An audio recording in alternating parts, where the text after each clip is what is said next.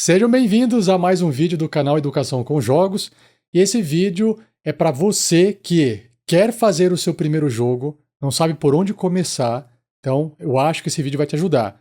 Também pode ser um vídeo para quem quer dicas iniciais, dicas rápidas para ter uma noção do conteúdo. Ou se você está com pouco tempo e precisa começar algo rápido e também precisa de uma ajuda para poder começar o mais certo possível com o seu projeto de jogo. Não importa se o seu jogo vai ser digital ou analógico, mas as dicas que eu vou passar nesse vídeo vão se focar em objetos, em componentes, em elementos de jogos para o analógico, os jogos de board game. Meu nome é Rafael Batistella Luiz e vou apresentar para você o que eu estou chamando de beabá do game design. Mas antes, eu preciso explicar alguns conceitos se você não é da área de desenvolvimento de jogos. O primeiro deles, que é o mais conhecido, é o game design. Game design é basicamente uma ciência ou uma cadeira, um chapéu, uma atividade que alguém pode executar que tem o foco em pensar como é que o jogo vai entregar uma experiência para o seu público-alvo, que é o seu jogador. É ele que vai projetar o jogo. Não significa que ele tem que fazer o jogo do começo ao fim, mas ele é responsável principalmente pela experiência geral do jogo. Ele vai pensar como que as pessoas se divertem, ele vai pensar se o jogo vai ser fácil, se o jogo vai ser difícil, ele vai pensar no tema, quantos componentes aquele jogo vai ter, quais são as regras. É um trabalho grande e contínuo que começa no início do projeto e geralmente vai até o final, até a entrega dele. Não importa se o seu jogo é digital ou analógico, todo projeto de jogo tem o chapéu, tem a função do game designer, que é o próximo tópico. Então, um dos papéis que uma ou várias pessoas vão assumir durante o desenvolvimento de um jogo é o papel de ser um game designer, uma pessoa que faz o game design. Geralmente, o pessoal confunde esse papel como sendo aquela pessoa que só dá dicas ou só dá ideias. Olha, eu tive uma ideia maluca e vamos fazer um jogo assim. Como a gente vai fazer? Ah, se vira aí, eu já dei a ideia. Não é esse o papel do game designer. Ele vai ter que documentar isso, ele vai ter que registrar, ele vai ter que fazer testes, protótipos, dependendo de onde ele estiver trabalhando e o tipo do projeto, a complexidade do projeto, ele pode acabar, inclusive, tendo que programar alguma coisa também, ou até fazendo uma arte, uma interface, para poder passar a sua ideia. Então, o game designer é aquela pessoa que coloca a mão na massa, faz o jogo sair do papel, faz o jogo sair da cabeça dele e virar realidade junto com as outras pessoas trabalhando em conjunto. Outra palavra que acaba surgindo também nesse ramo de desenvolvimento de jogos é a palavra gamificação. Antes de eu falar o que é gamificação, eu vou explicar o que não é gamificação. Gamificação não é você fazer um jogo. Isso pode confundir um pouco as pessoas porque a palavra gamificação se parece muito com jogo. Então, o que é gamificação se não é fazer um jogo?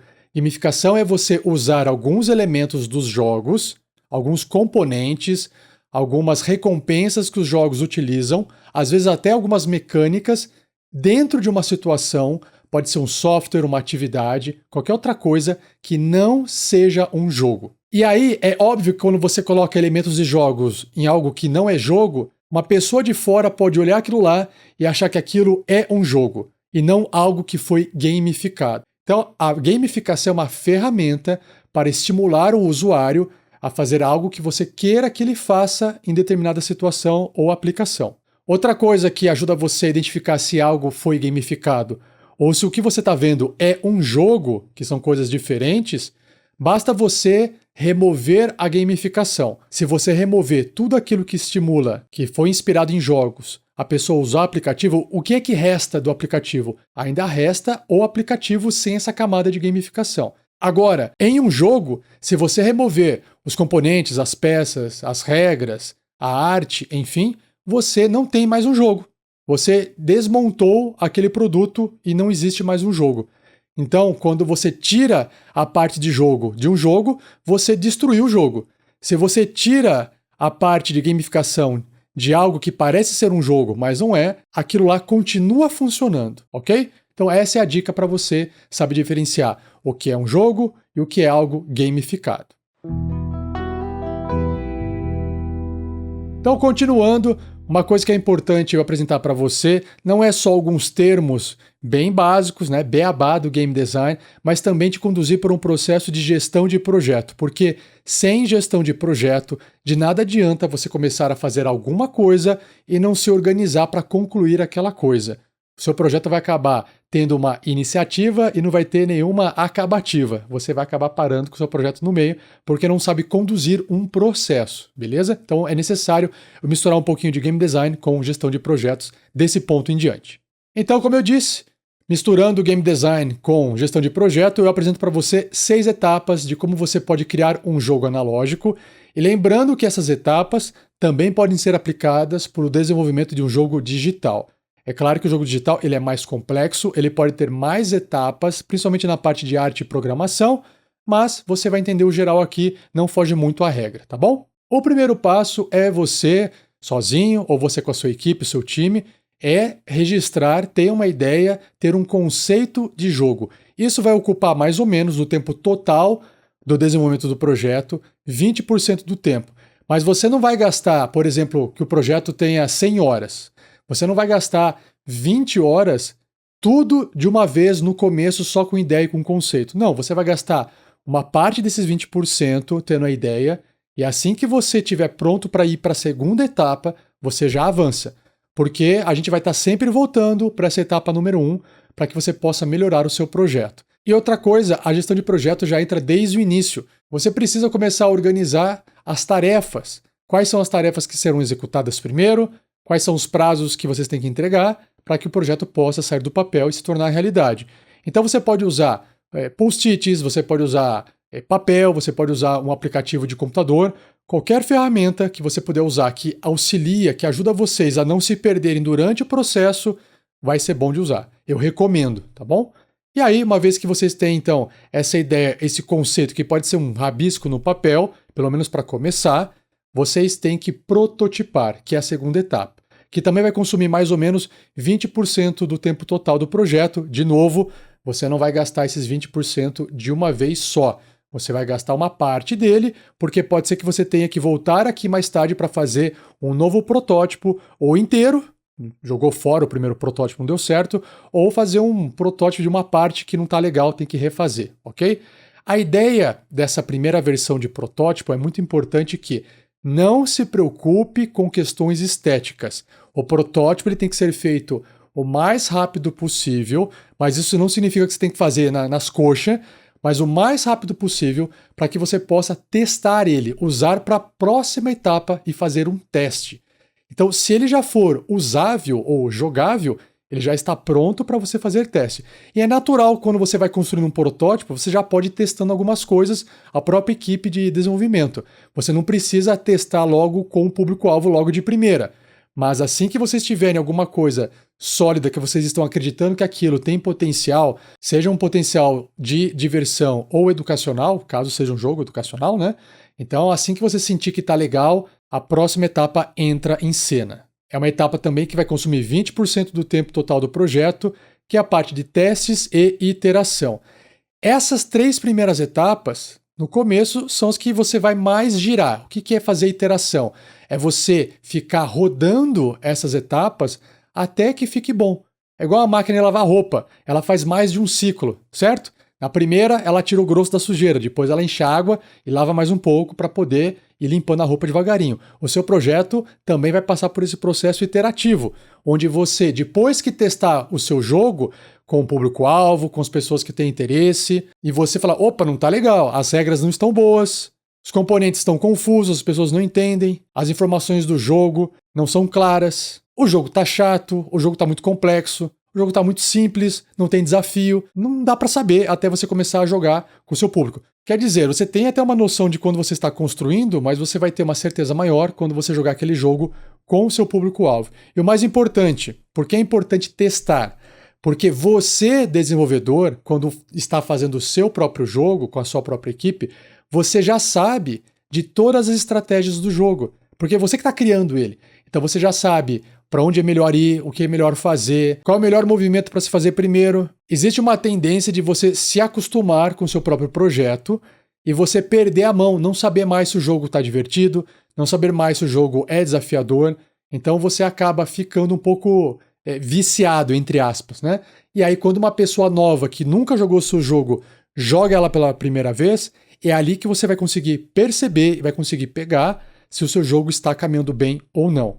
Porque se as pessoas no começo de experimentar o seu jogo já não gostarem, a tendência é ela fazer o quê? Parar de jogar, certo? Se ela não gosta, ela não joga.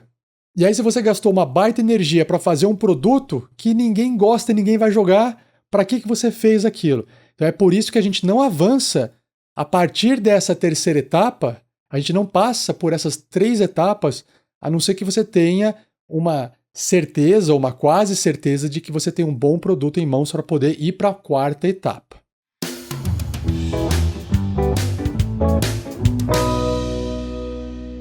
A 4ª etapa é você fazer o design gráfico. A maioria dos jogos necessitam de um design gráfico, uma impressão, uma peça, um manual de regras, um layout. Por que não são todos os jogos? Às vezes você cria um brinquedo, você cria as regras, escreve as regras num pedaço de papel, e aquele brinquedo é feito de madeira, por exemplo. Então, não vai nenhum tipo de design gráfico, ou vai só design de produto. Mas, se você tem uma embalagem, se você vai colocar aquele produto dentro de uma embalagem, aí você já começa a ter que ter o design gráfico ali. Então, o design gráfico é toda a parte visual que vai ajudar você a vender o produto e não só deixar bonito, mas deixar o jogo claro de ser entendido, de passar a informação. Escrever as regras começa aqui, que eu digo escrever as regras dentro de um layout gráfico, né? Fazer o manual com artes, com explicações, cartas, layout de carta, tamanho de fonte, cores, paleta de cores no caso, formato das peças. Claro que se tiver formato de peça em 3 dimensões, é um design de produto, não é bem um design gráfico, mas às vezes você está fazendo ali uma peça cônica que vai um adesivo colado que foi feito através do design gráfico. Enfim, a parte de design começa nessa etapa 4, que consome quanto? 20% do tempo total do projeto. Uma vez que você chegou nessa etapa 4, pode ser que você tenha que ainda voltar lá para a etapa 1, inventar um novo conceito, fazer um novo protótipo de um pedaço e testar aquele pedaço. Às vezes pode ser que precise. A ideia é de que não seja necessário, porque senão você às vezes pode ter que refazer também a parte gráfica e aí gasta mais tempo, mais dinheiro e é um pepino, beleza?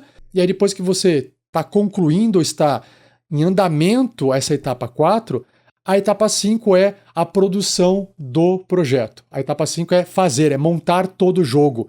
Se a embalagem ela foi projetada ali na parte gráfica, é de fato imprimir a embalagem, montar a embalagem numa fábrica, ou se você for fazer um mock-up, que é um modelo, uma cópia para você poder imitar o produto final, também entra nessa parte de produção, né? Então imagino eu que se você estiver querendo fazer o seu primeiro jogo para mostrar para alguém, para depois aquilo virar um produto comercial, fabricado por máquinas e tal, você tem que fazer um mock-up, um modelo desse produto. E é aqui que é essa produção.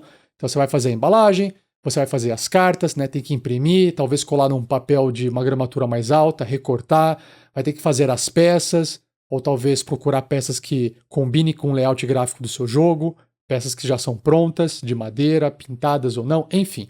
É montar de fato manualmente, se for um jogo de tabuleiro, ou se for um jogo digital, e juntando as partes dentro da programação com todas as partes gráficas. E por fim, uma vez que o jogo estiver pronto, dentro da concepção de pronto da equipe, lançar o produto e acompanhá-lo após o lançamento. Porque alguns jogos, se não todos, precisam de atualizações e revisões. Os jogos de tabuleiro geralmente sofrem revisões nos manuais, nas regras. As pessoas começam a jogar depois que o jogo foi lançado, e aí você tem muito mais gente acessando o seu produto, e aí é óbvio que é mais fácil de encontrar alguns defeitos. Às vezes tem um erro de ortografia, às vezes uma regra está quebrada, e alguém conseguiu fazer alguma coisa lá que ganha o jogo na hora, por exemplo, se for um jogo competitivo, e aí aquela regra tem que ser ajustada, certo? Às vezes você quer lançar uma expansão do seu jogo. Você viu que deu certo, o pessoal gostaria que tivesse mais cartas de determinada coisa que acontece no jogo e você pode lançar uma expansão. Jogos digitais é a mesma coisa. Inclusive acompanhar a evolução e o andamento das vendas de um jogo digital é bem mais complexo e pode ser até mais caro. Fazer correções de bugs, fazer atualizações para novos sistemas operacionais ou hardwares diferentes, isso pode custar um dinheiro também bem alto. Tudo certinho até aqui? Se tiver dúvidas, pode deixar nos comentários.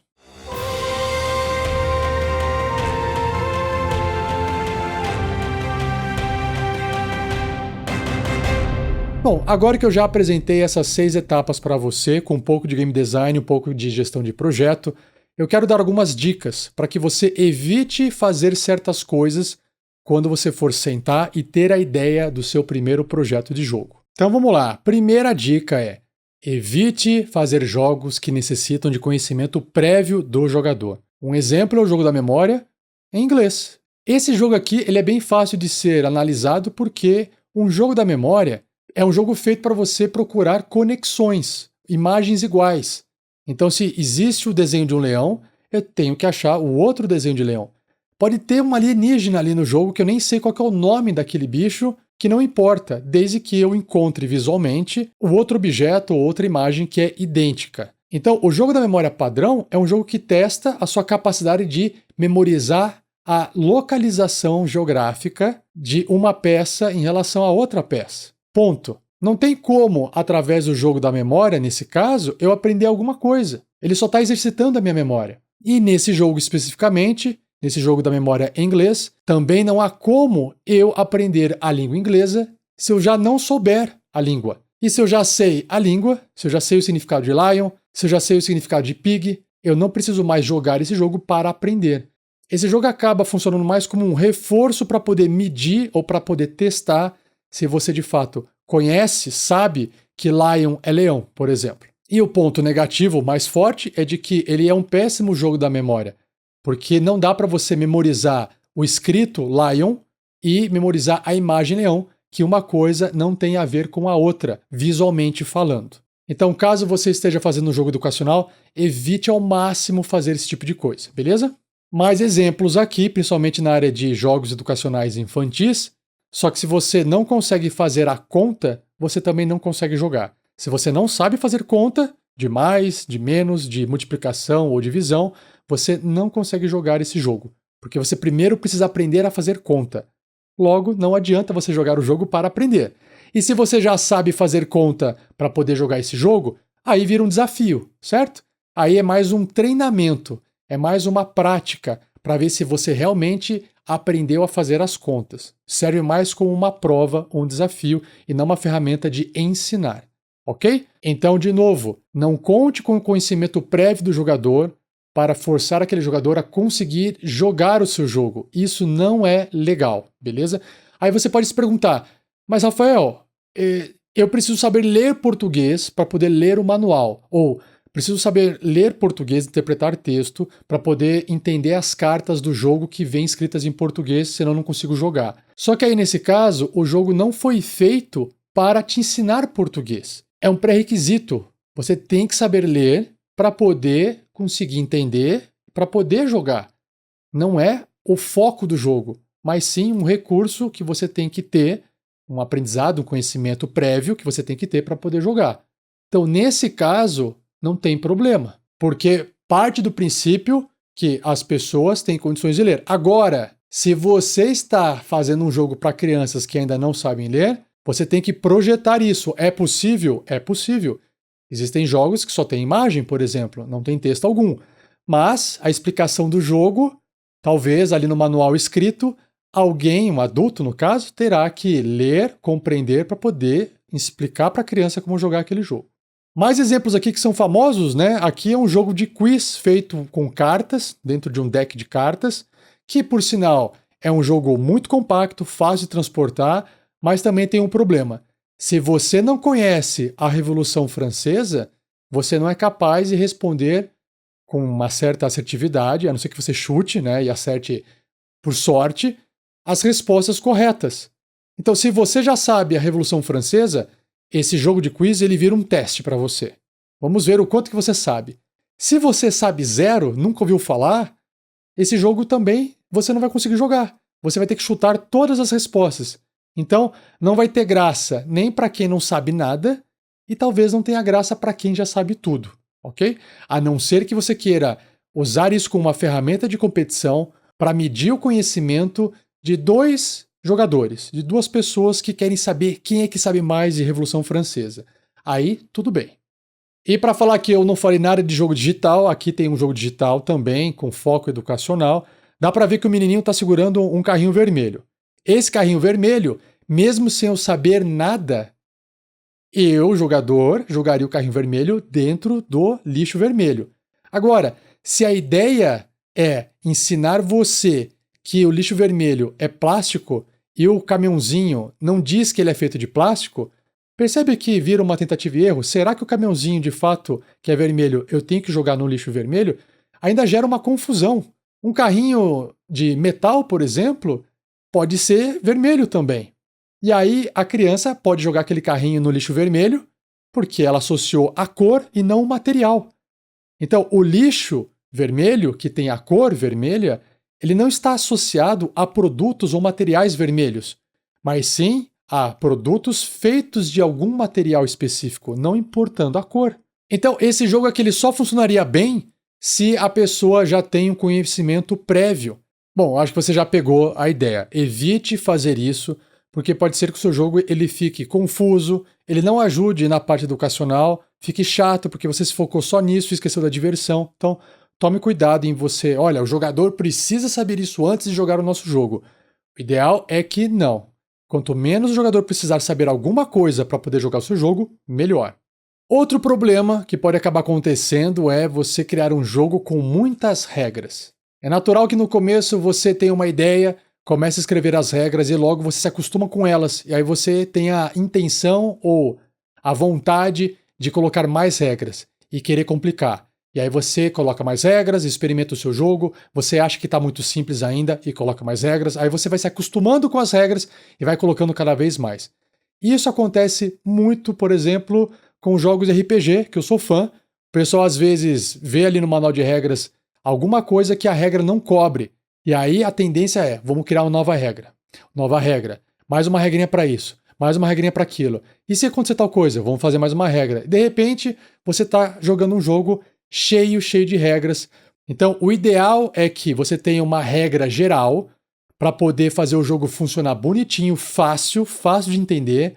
E aí, regras específicas que alteram as regras originais. Esses são os melhores jogos de tabuleiro e também até os jogos digitais. Jogos digitais simples são aqueles com mecânicas simples ou regras simples. Por exemplo, olha, eu só posso pular tanto de altura, minha velocidade é essa e eu atiro para frente. Ponto. Esse é o jogo básico, com suas mecânicas, com seus componentes básicos e as regras bem simples. Conforme você vai jogando o jogo vai alterando algumas regras através de mecânicas novas e através de novos componentes. Então você acha uma nova arma, por exemplo, que te permite fazer uma nova coisa, uma botinha que te permite saltar mais alto e por aí vai.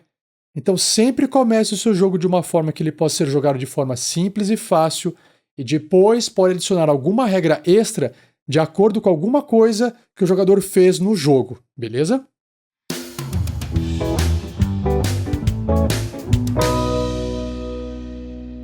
Bom, fechado essas partes de dicas e tentar evitar fazer algumas coisas que podem arruinar o seu projeto, principalmente o seu primeiro projeto, a próxima dica ou as próximas dicas finais que eu tenho são: você já deve ter ouvido falar que um livro chama atenção pela sua capa.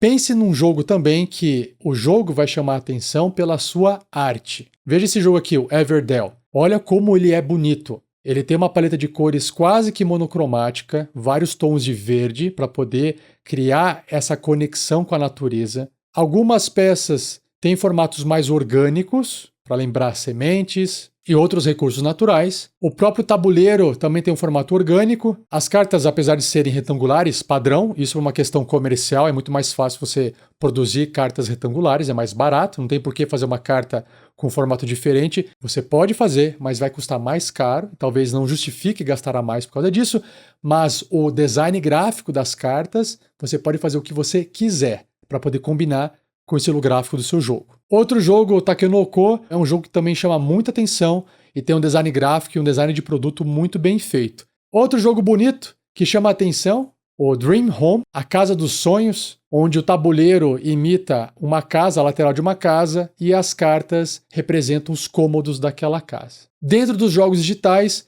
Journey é um jogo bem famoso não só pela sua história e mecânica, mas pela sua simplicidade tanto de design quanto também de narrativa e gameplay, que é a forma que você joga o jogo. É um personagem, um jogo de plataforma 3D, basicamente você anda e percorre um cenário, você tem que chegar lá no final, né, atingir a montanha, ou seja, fazer uma jornada. E o jogo também apresenta uma paleta de cores quase que monocromática e um design bem minimalista e traz esse efeito super bonito para um jogo, ou seja, um design simples. Simples não significa mal feito, mas significa delicado, sem muitos detalhes. E também uma paleta com menos cores também não significa que é mais mal feito, mas que também você tem que pensar mais onde aplicar aquelas nuances de cor. Mudando de assunto, vou falar um pouco sobre o tema que eu citei lá no começo do vídeo. Tema também é importante, ele vai impactar na arte do seu produto, que pode impactar também na diversão, e se impactar nesses dois, pode acabar impactando em tudo, nas vendas, se o pessoal gosta mais ou não, na diversão, como eu já disse, e por aí vai. Temos aqui, então, o clássico jogo de xadrez, né? Um jogo centenário. O jogo de xadrez ele tem uma temática medieval, porque você tem rei, rainha, cavalo, torre, bispo, então é uma temática medieval. Agora, você pode mudar o tema do seu jogo de xadrez para o tema de dragões. Dragões de fantasia, né? Que só tem de fantasia, não tem. Tem um dragão de Komodo, que é de verdade, mas dragões fantásticos, do mundo de fantasia. Você faz com que o jogo visualmente fique mais chamativo, mas não muda nada mais. Você não está mudando a regra, você não muda como o jogo é jogado.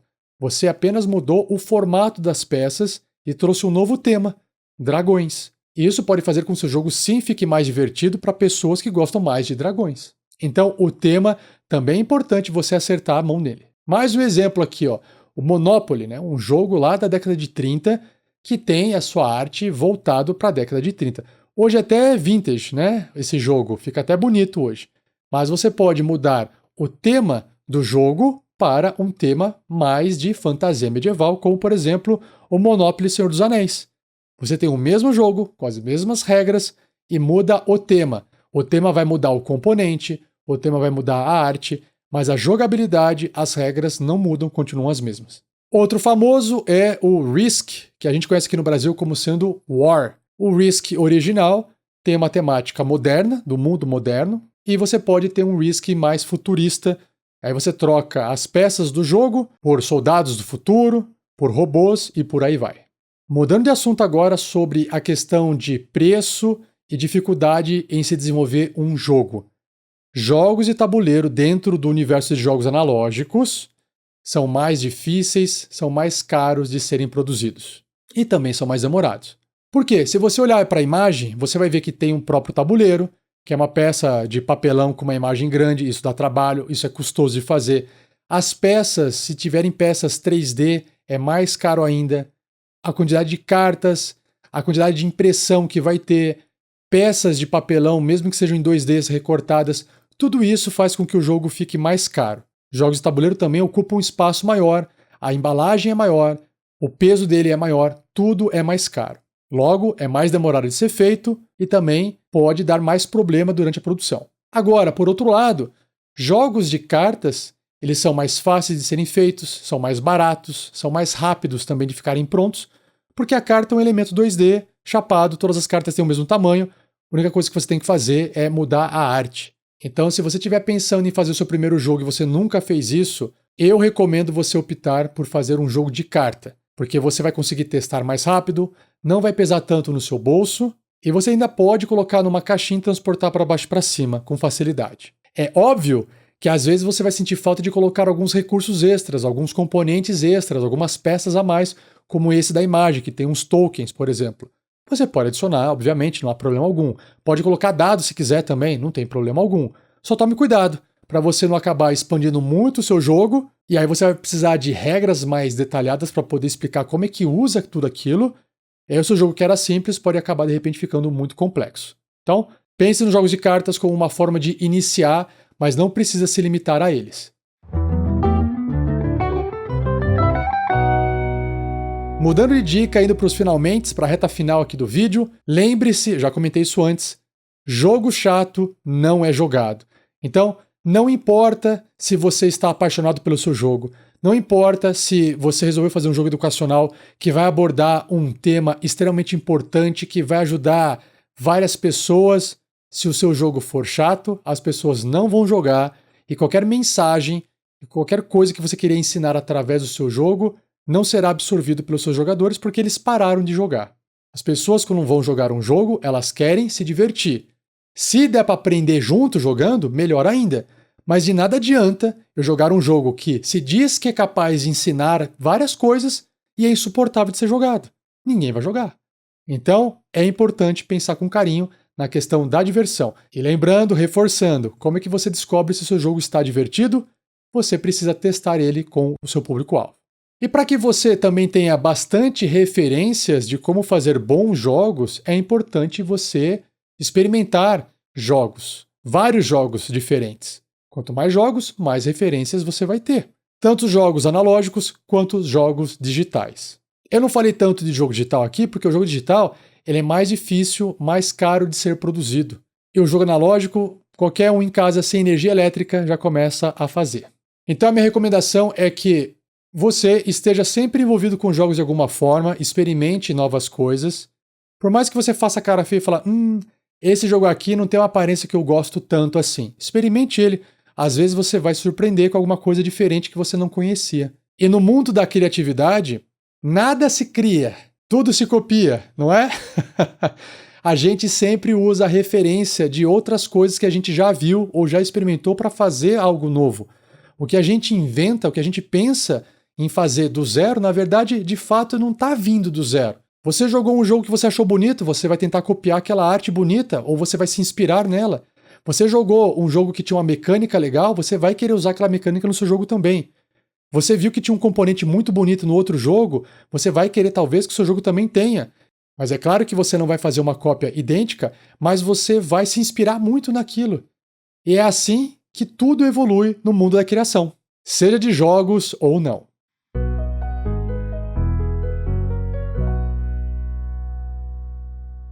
E assim eu encerro o Beabá do Game Design, espero que você tenha gostado. Comente alguma coisa aqui no vídeo, compartilhe à vontade. Espero que possa ajudar muitas pessoas essa informação inicial. E se você tiver mais interesse nessa área de Game Design e gestão de projetos, existem diversos livros, muita coisa bacana para você poder ler e estudar. Existem cursos também na área, mas o mais importante é que você tem que começar a fazer, porque sem a prática não adianta você ficar só lendo e estudando. Você vai aprender de fato quando você começar a colocar em prática as teorias que outros autores registraram, porque a teoria que o outro autor registra é a experiência que ele teve em vida. Ele está registrando a prática dele. Vai servir de atalho para você, mas você tem que construir o seu próprio caminho. Beleza? Então é isso. Eu encerro por aqui. Muito obrigado e até o próximo vídeo.